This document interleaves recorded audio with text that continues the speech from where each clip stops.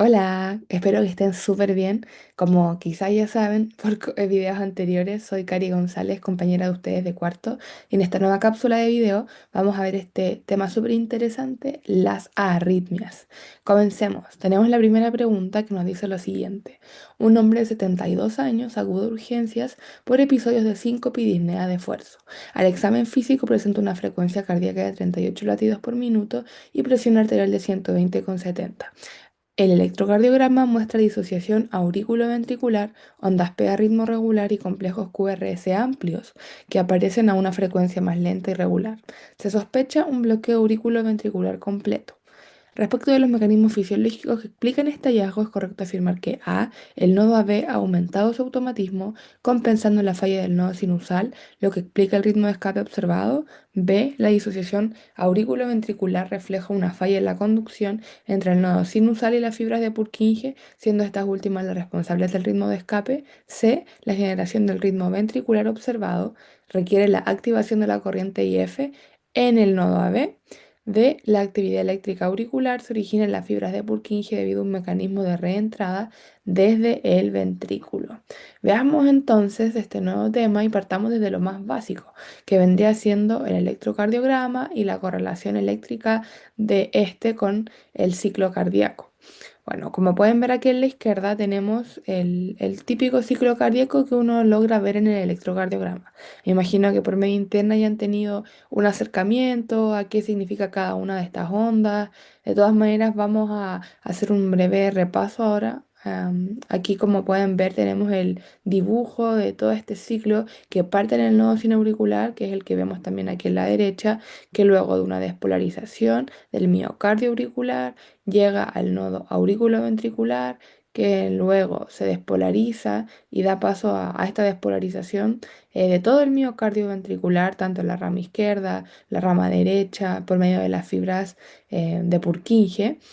Y posterior a esto tenemos la repolarización de este miocardio ventricular, en la cual después este ciclo se vuelve a repetir. Entonces todo esto está correlacionado en el electrocardiograma con las ondas que vemos acá, donde P vendría siendo la onda que da inicio a esta despolarización auricular y toda esta despolarización auricular es la que se ve reflejada en el intervalo PR, que tiene aproximadamente esa duración, pero ahí en las siguientes diapositivas vamos a profundizar en esto. Tenemos por otro lado el complejo QRS con la despolarización de los ventrículos, la T con la repolarización y luego la repetición de este ciclo. A continuación vamos a ver las dos tipos de células cardíacas excitables que hay en el corazón. La primera de ellas son las células automáticas y la segunda son las células del miocardio contráctil. Entonces, este es el primer tipo de células y son súper importantes porque son aquellas que, como ven acá, gatillan el potencial de acción y este potencial de acción se da por la entrada por la entrada gradual de iones sodio y calcio a través de los canales IF o canales de corriente tipo Fanny y canales de calcio tipo T. Eso es súper importante porque acuérdense que están los canales de calcio tipo T y tipo L, pero en esta primera parte del potencial son los canales tipo T los protagonistas. Luego, todo esto que les comenté ocurre en la fase 4. Posteriormente, en la fase 0, hay una despolarización rápida que sea por la entrada de canales de calcio tipo L.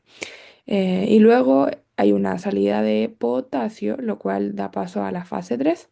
Y esto permite que el potencial se retome su carga más negativa hasta al menos 60, hasta menos 60 milivoltios aproximadamente. Y luego este ciclo se vuelve a repetir. Entonces, punto importante es que este potencial se desencadena por los canales de calcio tipo L y por otro lado, que son las tipos de células que gatillan el potencial de acción y son aquellas que tienen solo tres fases, a diferencia de las otras que vamos a ver que tienen cinco. Y por último, es relevante también destacar la modulación por el sistema nervioso autónomo, el cual tiene una regulación negativa por un lado cuando es de tipo colinérgica y una regulación positiva cuando es de tipo simpática. Como les mencionaba, tenemos el otro tipo de células que son las células contráctiles. Este tipo de células tiene cinco fases. La primera de ellas es la fase 4 mantenida por la bomba sodio-potasio, que luego desencadena una despolarización rápida gracias a los canales de sodio.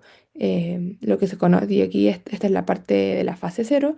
Luego se da paso a la fase uno, en donde hay un cierre de estos canales de sodio y hay una apertura de unos canales transitorios y son pocos, la verdad, de potasio que hacen que este voltaje empiece a disminuir, pero no de manera abrupta, dado que hay también apertura de canales de calcio que permiten la formación de esta meseta y que esto es muy característico de la fase 2, que es esta meseta que permite como disminuir el potencial, pero de una manera, o el voltaje, mejor dicho, de una manera mucho más gradual.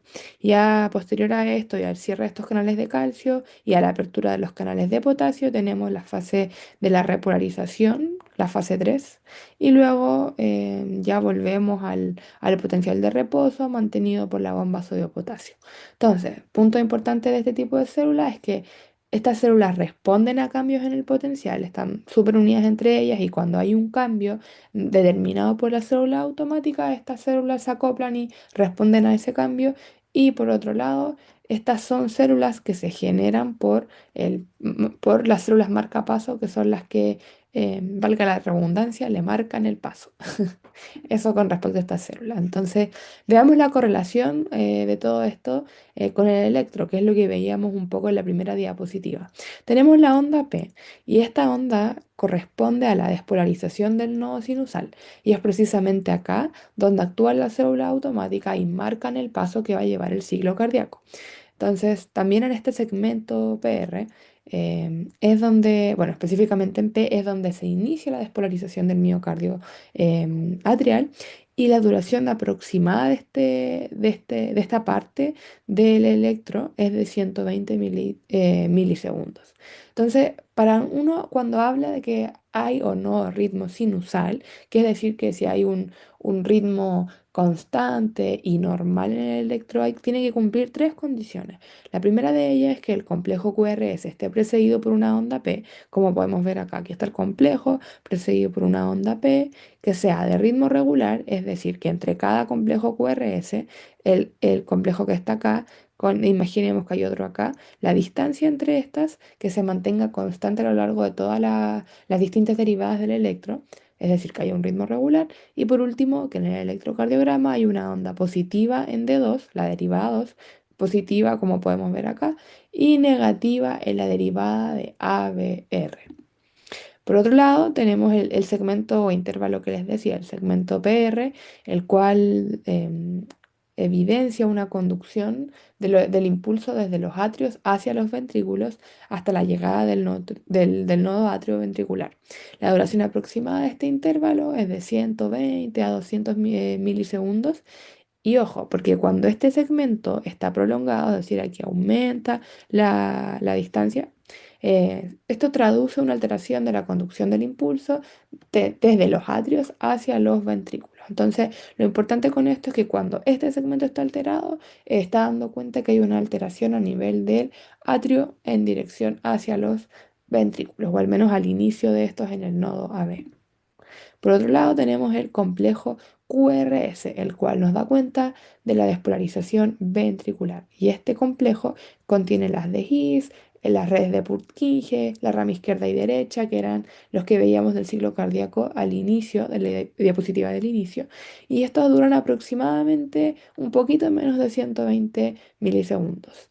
¿Y por qué es importante que identifiquemos el QRS? Porque cuando este se ensancha, existe un problema en la conducción intraventricular. Entonces, esto es súper importante porque cada vez que tengamos un QRS ancho, que es importante para el caso que les planteé al inicio, esto da cuenta de que hay un problema a nivel de la conducción intraventricular. Y aquí les puse ejemplo en el electro, en el cual aquí es clásico una taquicardia ventricular con QRS ancho.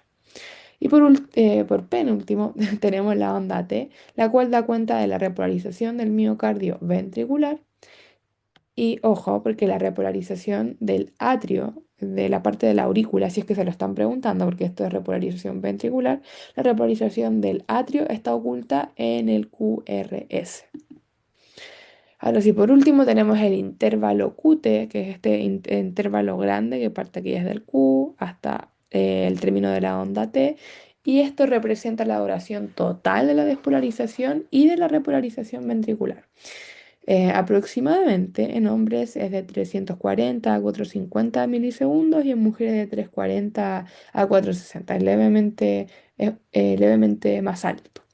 Y muchas veces se ocupa una fórmula, que es la fórmula de Bassett, para corregir este intervalo QT. Y la fórmula se las dejo acá, que es el QT medido, el que presenta el paciente del caso que tengan, dividido la raíz del intervalo RR. Entonces, porque es importante que conozcamos que primero que identifiquemos bien este intervalo y que identifiquemos también las alteraciones en él, porque el hecho de encontrar alteraciones en el electrón en este intervalo nos indica un riesgo del paciente para desarrollar arritmias ventriculares malignas, como la que pueden ver acá. Entonces, volvamos a nuestra primera pregunta, se las dejo aquí nuevamente. Con lo que acabamos de ver, ya son capaces de responderla, así que revisen cada una de las alternativas, porque la correcta es la letra B. Veamos por qué no pueden ser las demás. En primer lugar tenemos la alternativa A, la cual descartamos. Dice, el nodo AB ha aumentado su automatismo compensando la falla del nodo sinusal, lo que explica el ritmo de escape observado. Pero en este caso no hay una falla del nodo sinusal. El electro muestra ondas P regulares, como pueden ver del caso, lo que indica que el nodo sinusal funciona súper bien. El problema es que los impulsos no se están transmitiendo a los ventrículos. Además, si el nodo AB fuera el responsable del ritmo de escape, se esperaría quizás un QRS estrecho por activación normal del sistema de conducción, pero el caso menciona que los QRS son amplios. Y esto es más típico de un ritmo de escape desde los ventrículos, no del nodo como tal. Por otro lado, la alternativa C la descartamos porque las corrientes de tipo Fanny o IF es característica del automatismo en el nodo sinusal y en menor medida del nodo AB, pero no es para nada protagonista en las fibras de Purkinje, donde predomina un automatismo lento por otras corrientes, como lo sería una corriente de sodio lenta. Y además, el ritmo ventricular observado en este bloqueo se genera más abajo del nodo AB, en las fibras de Purkinje o en el miocardio ventricular. Y aquí, en estos sitios anatómicos, en verdad la corriente Fanny no es clave. Entonces la descartamos. Y tenemos también la letra D, en que dice la actividad eléctrica auricular se origina en las fibras de Purkinje. Y aquí está el problema, debido a un mecanismo de reentrada desde el ventrículo. Y el error acá está en que la actividad auricular sigue siendo generada por el nodo, como lo demuestra la regularidad de las ondas P, pero en un bloqueo AV completo no hay conducción entre aurículas y ventrículos, entonces no hay una reentrada desde el ventrículo a la aurícula. Y además las fibras de Purkinje no generan una actividad auricular en condiciones normales, porque en este caso em, la actividad auricular estaba funcionando bien, al menos en un inicio. Entonces, eso nos lleva a nuestra letra B, que dice que la disociación auriculoventricular refleja una falla en la conducción entre el nodo sinusal y las fibras de Purkinje, siendo estas últimas las responsables del ritmo de escape. Entonces, esto es característico de un bloqueo AB completo de tercer grado, donde hay una interrupción total de la conducción en lo que es aurícula versus lo que es ventrículo. Y aquí el impulso generado en el nodo sinusal se desencadena bien, pero no alcanza los ventrículos. Por eso las aurículas y los ventrículos laten de forma independiente. Entonces hay una disociación entre estos. Y cuando esto ocurre, se activa un ritmo de escape que suele originarse en el haz de Higgs o en las fibras de Purkinje y en estructuras más distales del sistema excitoconductor en general. Pasemos a la segunda pregunta. Un hombre de 75 años es llevado al servicio de urgencias tras sufrir una caída súbita sin recuperación inmediata de conciencia. Al llegar se encuentra bradicárdico con una frecuencia de 36 latidos por minuto, presión arterial de 100,60 y estado confusional leve. El electrocardiograma muestra ondas P regulares a una frecuencia de 75 latidos por minuto, complejos QRS anchos, a ritmo regular pero disociado de las ondas P. Entonces, respecto del diagnóstico electrocardiográfico, y su clasificación, es correcto afirmar que A se trata de una taquicardia ventricular sostenida con disociación AB, lo que explica la caída súbita. Letra B, el trazado es compatible con una bradiarritmia supraventricular por automatismo aumentado del nodo AB. C, corresponde a un bloqueo AB de tercer grado, una bradiarritmia con ritmo de escape ventricular. Letra D, el hallazgo más probable es un flutter auricular con conducción variable y bloqueo de rama izquierda. Entonces, tenemos un nuevo tema que ya es lo que respecta a la clasificación de las arritmias. Y tenemos dos tipos de clasificaciones. La primera de ellas, según el sitio de generación ectópica, que con ectópica nos referimos como al sitio anormal, distinto al nodo sinoauricular, como donde se genera, donde están las células automáticas y generan el impulso eléctrico normal. Fuera de eso, llamamos, siempre que sea fuera de eso, lo llamamos un sitio de generación ectópica. Y tenemos en esta clasificación aquellas que son supraventriculares y aquellas que son ventriculares. Y la otra clasificación, que es en la cual nos vamos a basar para las siguientes diapositivas, es según la fisiopatología de los mecanismos de las arritmias, las cuales pueden ser bradiarritmias o taquiarritmias cuando se encuentran en determinados intervalos de latidos por minuto. Tenemos entonces las bradiarritmias y sus mecanismos de generación son dos. En primer lugar, una bradicardia sinusal y en segundo lugar, un bloqueo AB, el cual se puede subdividir en un bloqueo AB de primer grado, de segundo grado y de tercer grado. Y el bloqueo de segundo grado se puede subdividir en MOVITS 1 y MOVITS 2. Y vamos a profundizar en ellos a continuación. Bueno, el primer mecanismo es el del automatismo disminuido. Y por lo general, aquí los pacientes siempre manejan una frecuencia cardíaca menor a 60 latidos por minuto. Y tienen tres características que son claves en el ECG. La primera de ellas es una disminución de la pendiente prepotencial, que está representada acá con un desplazamiento de la curva hacia la derecha, con un aumento del umbral de despolarización. Como pueden ver acá, aquí la línea punteada en negro era el umbral y aquí este umbral aumenta. Entonces le cuesta más a la célula gatillar el potencial de acción. Y por último tenemos acá el potencial diastólico máximo, se hace más negativo. Entonces este era el potencial diastólico máximo y que aquí disminuye. Entonces la célula se hiperpolariza. Entonces cuesta mucho más que vuelva a poder desencadenar este potencial de acción, dado que está aún más negativa del valor en el que suele estar. Y esto lo conocemos como cronotropismo negativo, este automatismo disminuido. Y aquí tenemos un ejemplo clásico de bradicardia sinusal en el ECG, como quizás aprendieron en media interna. Cada cuadrito grande se cuenta 1, 2, 3, 4, 5, 6, 7, 8 y este pasa a ser el denominador de 300 y así uno puede sacar los latidos por minuto. Y en este caso, el paciente de este electro tiene aprox unos 37,5 latidos por minuto. Como está bajo 60, corresponde em, en un 100% a una bradicardia sinusal. Bueno, como dentro de los otros mecanismos que les mencioné, tenemos los bloqueos atrioventricular y también los que son intraventricular. Los bloqueos AB son aquellos que se dan en esta primera parte y los intraventricular ya en las fibras de Purkinje como tal. Y dentro de los bloqueos AB tenemos cuatro principalmente. El primero de ellos es el de grado 1 y en este el impulso se conduce pero con cierto retraso. Y la característica clave del electro es que el PR es mayor de 200 milisegundos y es bastante constante, como pueden ver en la imagen. Aquí tenemos el primer segmento PR, el segundo segmento PR y aquí todos, a pesar de que está prolongado, dura 360 milisegundos. Eso es como lo clave, que se mantiene la duración de este segmento, pero este segmento se alarga, o sea, es mayor a los 200 milisegundos de normalidad. Tenemos el bloqueo AB de segundo grado, MOVITS 1, y a diferencia del grado 1, aquí no todos los impulsos se conducen y el PR se alarga de manera progresiva hasta que una de las ondas P no conduce, como lo es aquí, como lo está representado aquí en la imagen.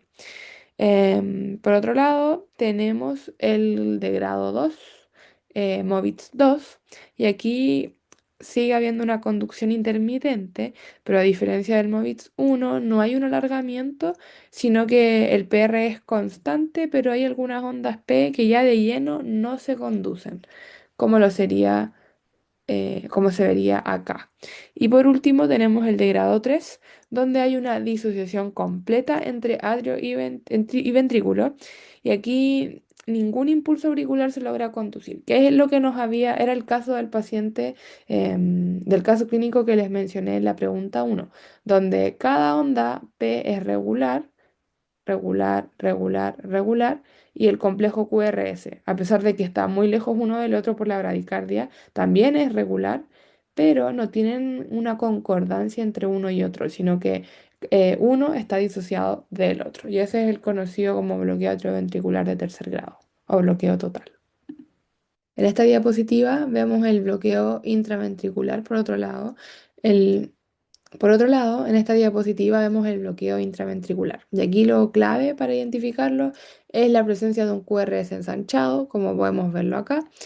Y acuérdense que un QRS ensanchado sería cualquier QRS mayor a 120 milisegundos.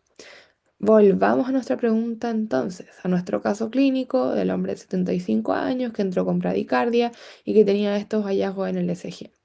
Entonces, revísenlo porque la alternativa correcta era la alternativa C. La A decía, se trata de una taquiarritmia ventricular sostenida con disociación AB, lo que explica la caída súbita. Y aquí, como dice acá, para que haya una taquiarritmia debería tener una frecuencia cardíaca aumentada, lo cual no es para nada el caso del paciente. En letra B, el trazado es compatible con una bradiarritmia supraventricular por automatismo aumentado del nodo AB. Pero tenemos QRS anchos y acuérdense, como les acabo de decir, que los QRS anchos hablan de un problema a nivel ventricular. Por ende, hablar de una bradiarritmia supraventricular no tiene mucho sentido. Y por último, la letra D, el hallazgo más probable es un flutter auricular con conducción variable y bloqueo de rama izquierda.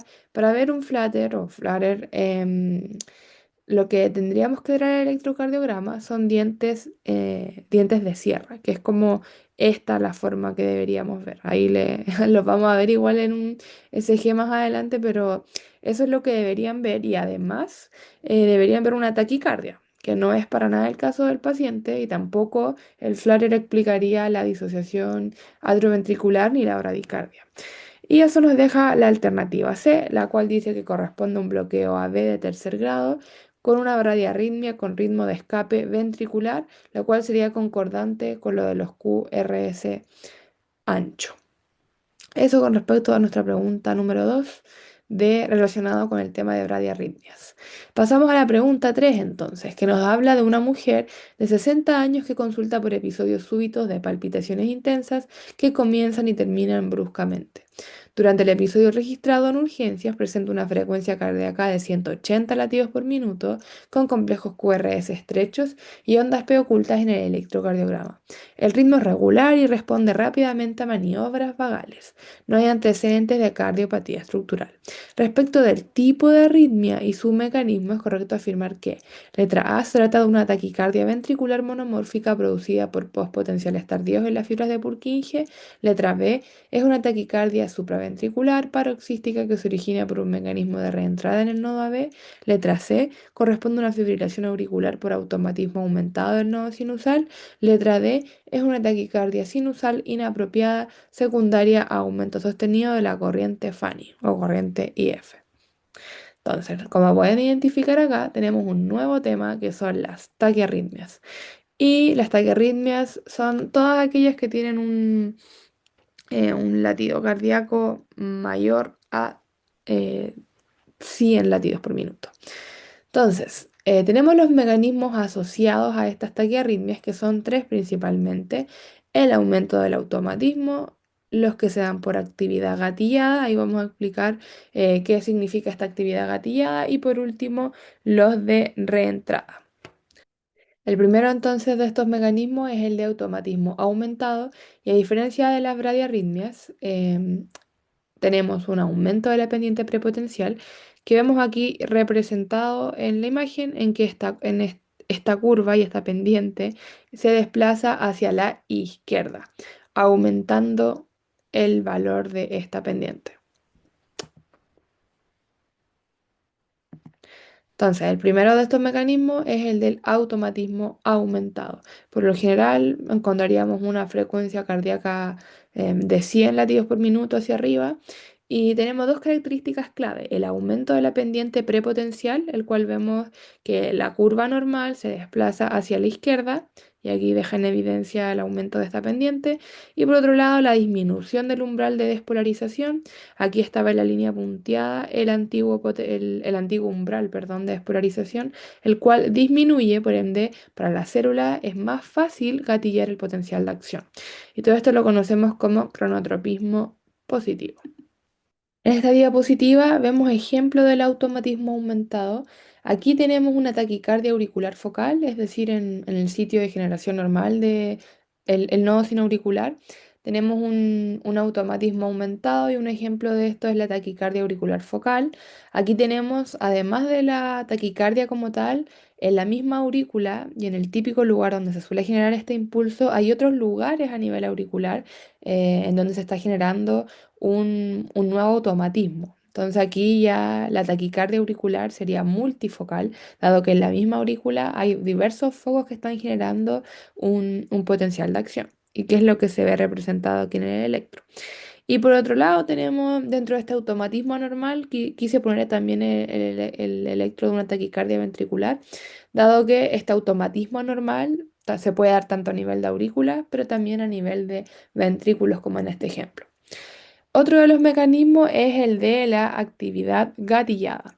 Y con esto nos referimos a cuando una célula cardíaca que ya se ha despolarizado sufre una despolarización adicional anómala que puede, si es que es lo suficientemente fuerte, disparar un nuevo potencial de acción sobre el que ya está presente. Y es precisamente esto lo que puede generar una taquiarritmia. Y clasificamos este tipo de actividad según el momento en el que aparece. Y en primer lugar, dentro de esta clasificación, son los EATs o despolarizaciones tempranas, las cuales pueden ocurrir durante la repolarización en fase 2 o en fase 3 del potencial de acción, como sale acá. Y como lo que hacen es prolongar esta repolarización. Obviamente esto prolonga todo el potencial y puede generar hallazgos típicos en el ECG como un QT largo, que se acuerden que de las diapositivas que vimos al inicio, este QT largo era un factor de riesgo para presentar arritmias y un ejemplo típico sería el hallazgo de torsades de points o torsión de puntas. Entonces aquí tenemos un ejemplo para el de fase 2 donde hay, ¿se acuerdan de la meseta aquí, de las células del miocardio contráctil? La meseta está bastante alargada y esto se genera a causa de una entrada sostenida de calcio. Y tenemos un ejemplo de los EATs de fase 3.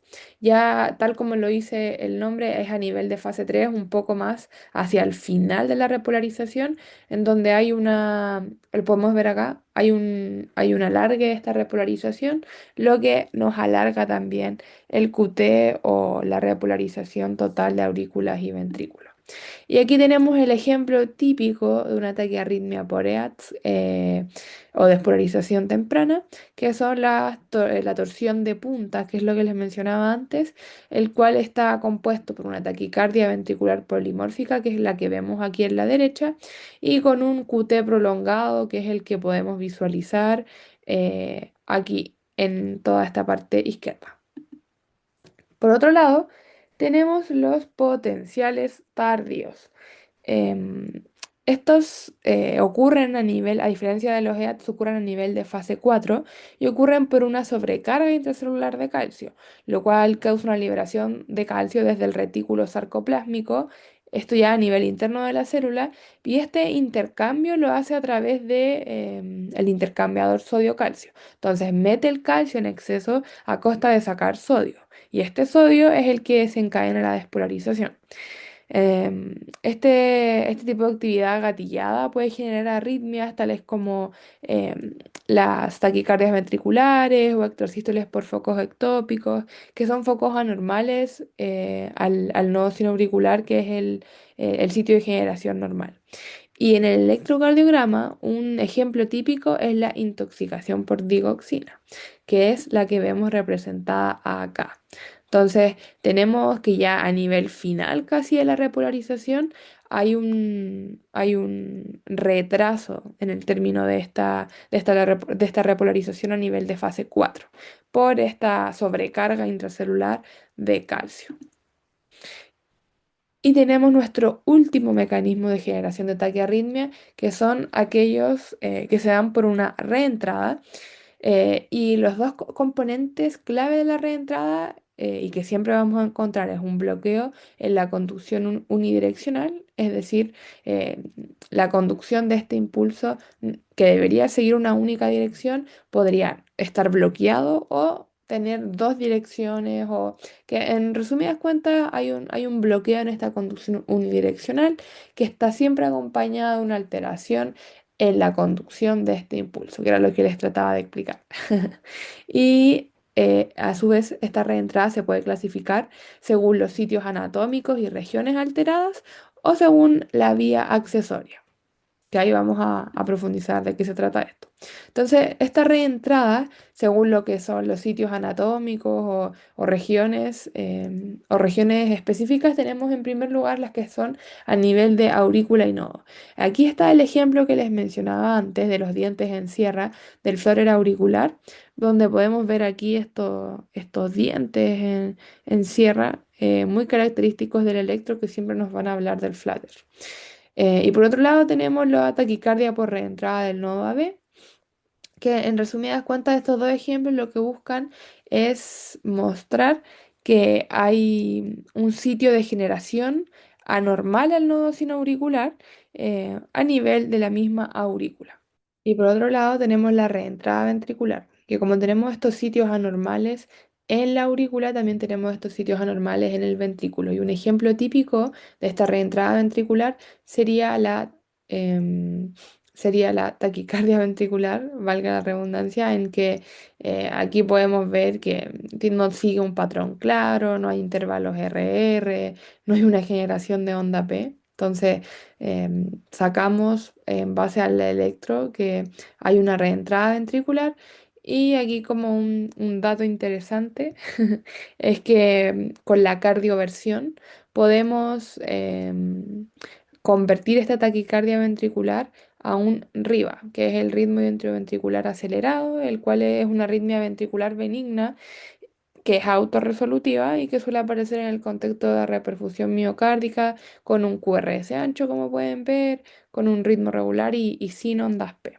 Es como un ritmo transitorio que se dio gracias a esta cardioversión con un shock de 368 joule que nos permite em, dar este ritmo para dar un paso transitorio para normalizar esta taquiarritmia ventricular en este caso en específico. Por último, tenemos la clasificación según vía accesoria, y la más común de ellas es la taquicardia por reentrada atrioventricular ortodrómica. En ella el impulso baja por el nodo AB, pero sube por la vía accesoria. Y las características clave es que tiene un QRS estrecho, tiene un ritmo regular y una frecuencia alta, y presenta estas ondas delta, que son las que podemos ver acá. Entonces, cada vez que ustedes vean estas ondas delta, siempre piensen en una taquicardia por reentrada B ortodrómica, específicamente en el síndrome de Wolff-Parkinson-White, que es el ejemplo que les quise poner acá, donde la presencia de estas ondas delta se da por una despolarización ventricular precoz por el haz de Kent, que es como la vía accesoria de este caso. Entonces, volvemos a nuestra pregunta del inicio con nuestro último caso clínico de esta ayudantía de arritmias. Les doy un par de segundos para que puedan pensar, analizar, porque la respuesta correcta es la letra B. Veamos por qué no puede ser la A. Dice que se trata de una taquicardia ventricular monomórfica producida por postpotenciales tardíos en las fibras de Purkinje. La taquicardia ventricular monomórfica por lo general se suele presentar con QRS ancho. En el caso tenía QRS estrecho. Entonces ya ahí es medio discordante. Y además las taquicardias ventriculares monomórficas suelen estar asociadas a una cardiopatía estructural o alguna isquemia previa, lo cual no era este caso. Y además los postpotenciales tardíos son comunes en arritmias inducidas por toxicidad digitálica o catecolaminas, como vimos en uno de los ejemplos anteriores. Entonces, descartada. Pasamos a la alternativa C, que nos dice que corresponde a una fibrilación auricular por automatismo aumentado del nodo sinusal. Y la fibrilación auricular, o también conocida como FA, se caracteriza por tener ritmos irregulares, por no tener ondas P definidas y específicamente el automatismo aumentado del nodo sinusal no suele causar una fibrilación auricular. Más bien la fibrilación auricular puede deberse a múltiples focos ectópicos o por circuitos de reentrada. Entonces la descartamos también por lo que les acabo de mencionar. Y por otro lado tenemos la letra D, que nos hablaba de una taquicardia sinusalina apropiada, secundaria a un aumento sostenido de la corriente Fanny, pero esta taquicardia sinusalina apropiada debería, para poder pensar en ella, tener un inicio más gradual y podría estar relacionada con un aumento de la corriente Fonny, em, pero no comenzaría ni terminaría tan brusco como lo es en este caso. Y tampoco si es que tuviera aumento de la corriente Fanny, no se detendría con maniobras vagales, como sí lo es en el caso de una taquicardia supraventricular paroxística, como lo es el caso, que es el de la alternativa B, el cual la presentación clásica, dado el inicio y el final súbito, el QRS estrecho, la respuesta a maniobras vagales, todo está una presentación clásica de una taquicardia supraventricular paroxística, específicamente por una reentrada nodal atrioventricular. Y en este tipo de arritmia ocurre cuando existen dos vías dentro o cerca del nodo atrioventricular, una de conducción lenta y la otra de conducción rápida. Y esto es lo que permite el circuito de reentrada como tal del nodo. Eso sería, ojalá el tema se haya entendido. Recuerden que cualquier pregunta, consulta por Instagram, vamos a estar atentos. Y eso, muchas gracias por ver la ayudantía. Ojalá les sirva un montón y mucho éxito en el ACC y en el certamen. Chao.